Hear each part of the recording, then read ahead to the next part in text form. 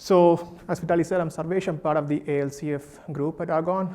So the pictures are some of the photos from Aurora ECB and the node rendering itself. So before I actually go into system details and everything, I just wanted to take a bit of time to give you a bit of background on, what a supercomputer looked like, because I was not here for the morning session, so I was not sure how much of coverage you got on that. So if you look at the right side, right, that's the decade-old landscape change on the breakdown of architectures that composed of the major top 500 supercomputers, right? So in June 2012, for example, you will see the majority of it is dominated by some of CPU architecture there, like Blue Gene has been the main dominant one. But just a decade late, right, you look at that, like, the majority of the landscape is now dominated by the GPU-based architectures, like data parallelism being the key. So you have Fugaku as well right now, but that's also a major share, but that's again like a large vector instruction-based architecture.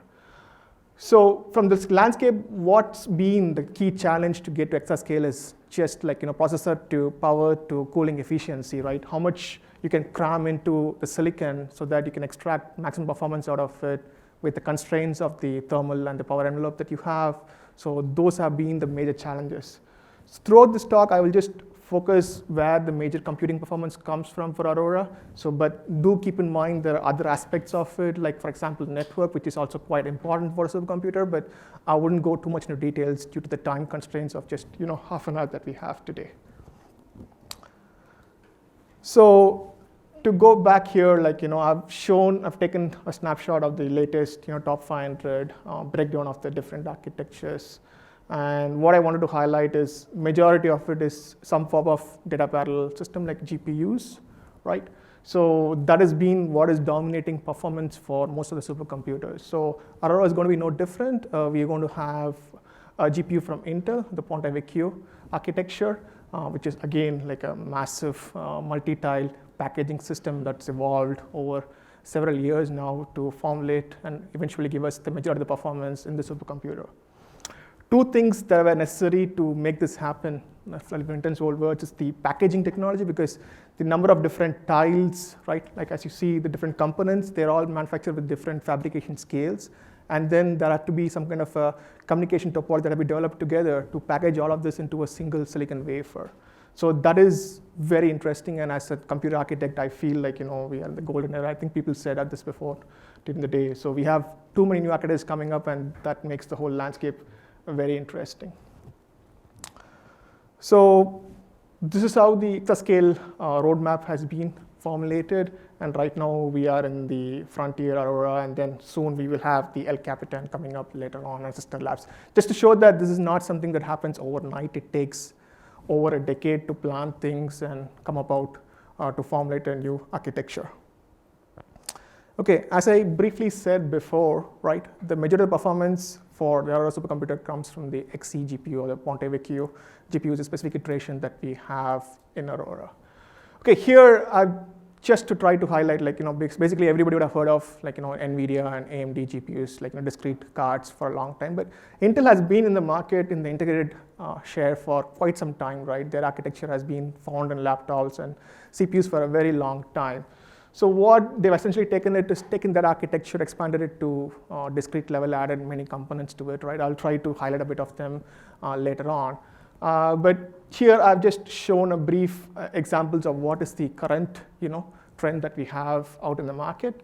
So we have the low power SKUs, which is the Tiger Lake-based SOCs that's there in many laptops. Then you have the DG2, the ARC-based GPU that's been making Twitter and everything in the news.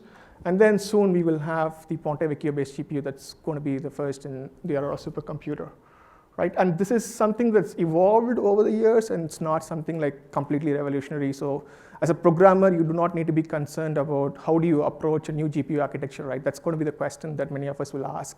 So in that sense, like you do not need to be worried. Like this is a typical GPU architecture, so you can program it as you would do for any other nodes that you have access to today.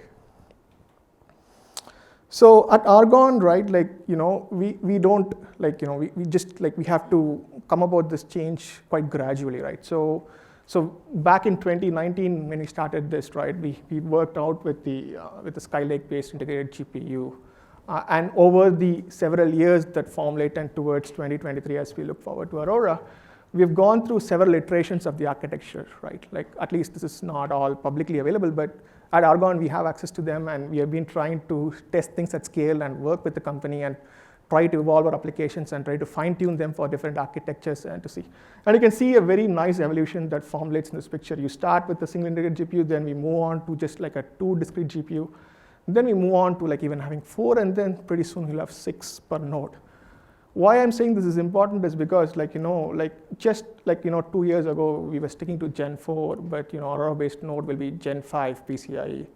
And then you have the interconnect added to it, and then all these different technologies take a lot of time to evolve. But we had a very accelerated program to make this all happen for Aurora right now, right? So that's something that I think is a feat of achievement, and that is something that's going to open a lot of landscape in the market to evolve and add these new technologies that have been pretty stagnant for quite some time.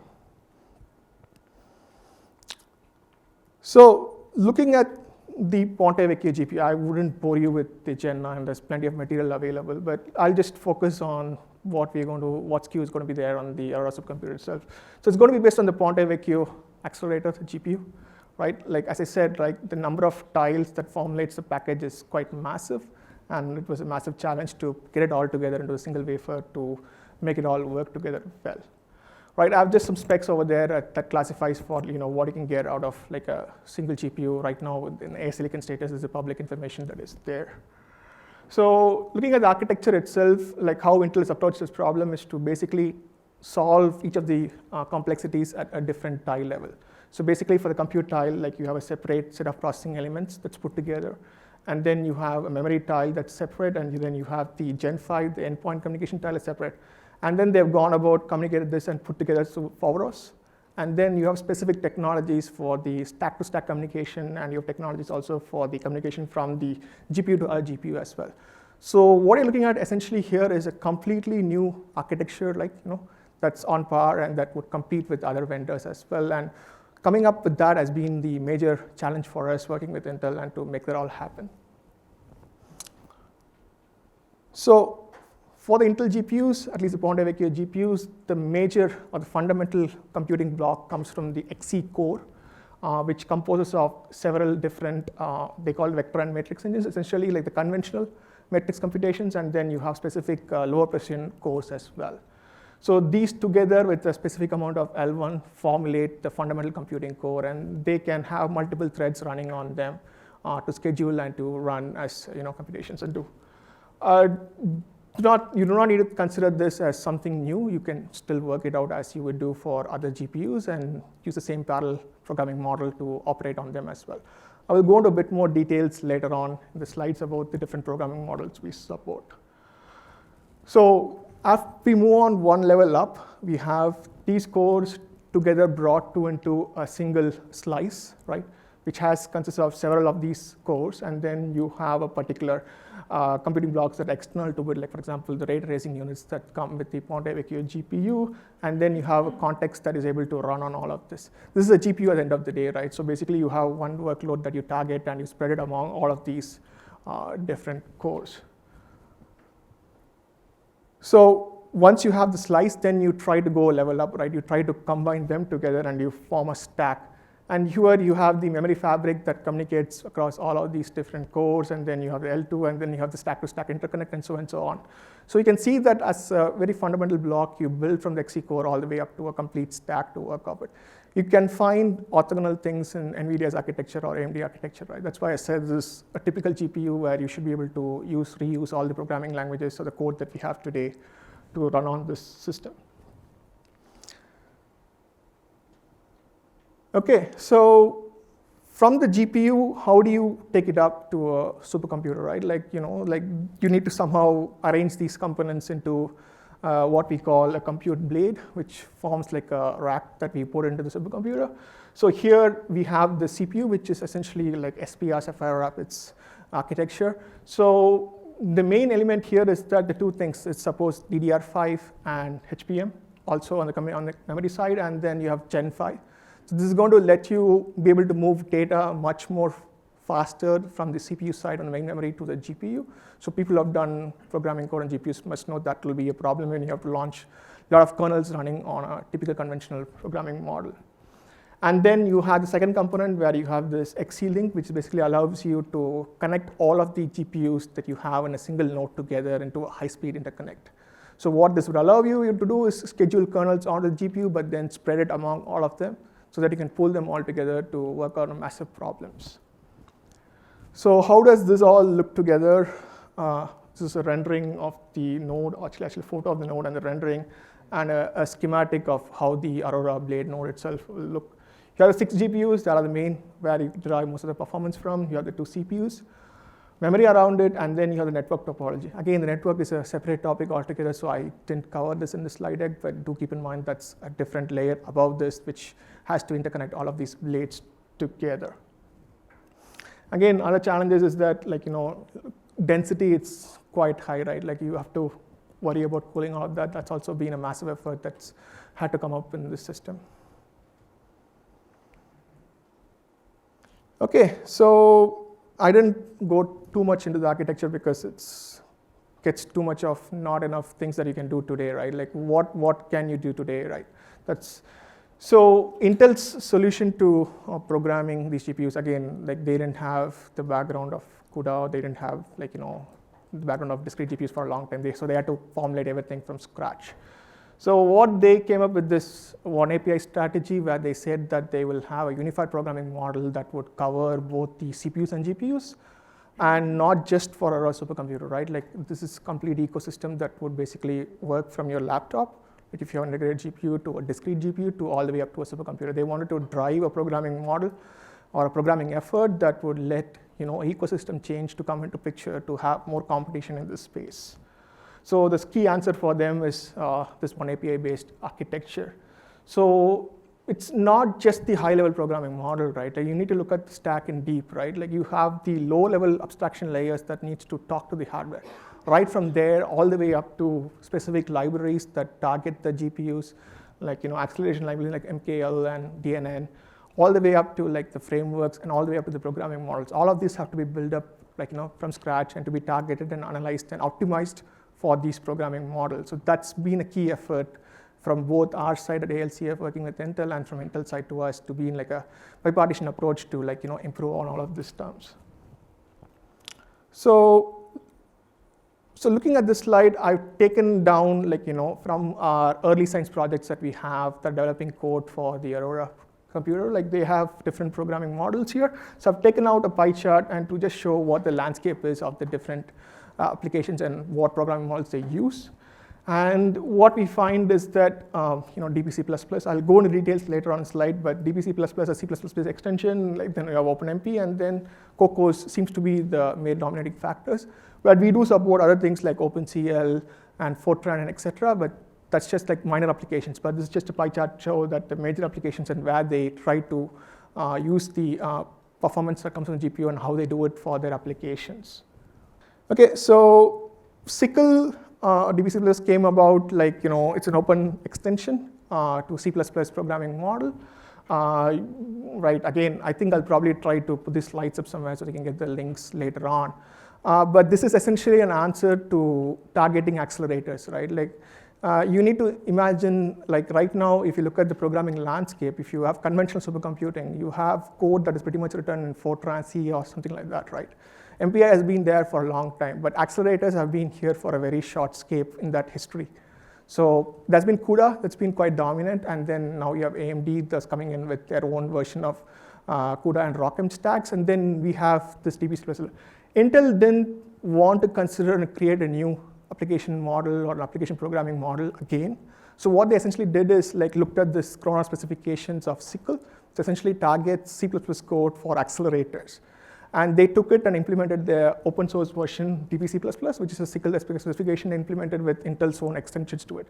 The beauty of this is this is completely open source. The entire programming model, the runtime that runs on the GPU, everything is open source in this domain. So contributions to it can come from anybody, right? So that's where we are trying to go for, to build that ecosystem to gain new support for this. That's where it comes from. And the programming model itself is very familiar to C++ users, right?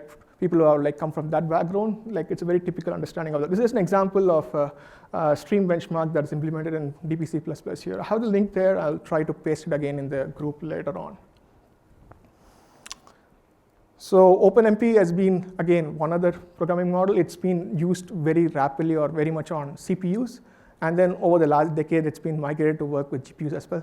Again, you need to keep in mind that you are going to work with different memory domains, right? You have the CPU memory that's running on one side and the GPU memory on the other side. So you need to understand that as a programmer, you're going to pay the penalty or pay the cost of moving data from the CPU, the main memory, to the GPU. So no matter what programming model you take an approach, that's going to be there in the background. Either the programming model is going to do it for you, or you do as a programmer, do it explicitly, right? OpenMP tries to take a more implicit approach, right? You define where the memory is for the different arrays you operate on, and then the backend runtime tries to move the data when you try to do the computations. Again, some links here. I have put up a beautiful developer guide that's been there. So again, feel free to go through it, and I hope there are very fundamental questions. And I think you have hands-on later on during this week that you're going to go through all these programming languages. So one other extension is, on top of the fundamental languages, OpenMP and C++ are at level 1, where you try to directly compile the code. And then you have a layer above that. You have Raja, you have Cocos, you have other C++ portable libraries, right? That try to abstract away the very fundamental computation kernels onto different programming models. And Cocos has been quite a dominant thing, because if you look at it in the lab, in the code that we run, those applications tend to run on multiple supercomputers, right? So they want to go for performance portability. So therefore, one of the choices they take is Cocos, which seems to be fine for certain parts of the code that they want to run. Right? That's always a balance between portable performance and trying to fine-tune performance, right? That's a leeway that you need to leverage upon depending on how you're going to optimize the code. Some of the applications try to run on both our systems at ALCF and OLCF and other supercomputers as well.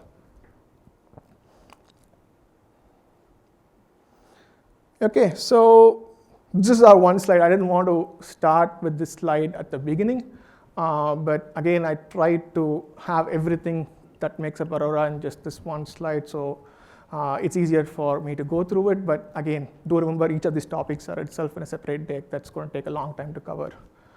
So the main components, you have the SPR, the Sapphire with CPU with HP memory, and the Ponte Vecchio GPU delivering majority of the performance for the system. You have a very nice storage cluster, the Deos system. Again, Deos is also open source code. Feel free to take a look at the object-oriented storage, because that's important to store and retrieve massive amounts of data for an application that's running on a supercomputer, right? So Deos is going to be there for Aurora. Then you have the interconnect part, the network switched together, Slingshot 11, which is being used in other supercomputers as well, which is going to be what is going to be based on Aurora as well. And then you have the programming environments. As I said, C, C++, Fortran, the fundamental ones are all supported. Then you have the high-level ones, where it's Cocos and Raja. And then there is a complete ecosystem of frameworks, right? TensorFlow, PyTorch, Aurora, and so on. It's just too much material to put onto one deck. And I hope that you get to cover different points of different aspects in this school, or again, materials are available online as well. So this is the final slide. I have one more slide, which is questions, but this is the installation photos of Aurora going on. It's pretty cool. I think you're going to have a hybrid or a virtual look around of the supercomputer as well. Hopefully, that's somewhat exciting for you if you're all aspiring to be computer architects. With that, I will finish up. I think I'm way early, but feel free to ask questions, or I didn't want to leave it into too much material that might bog you down. So, any questions?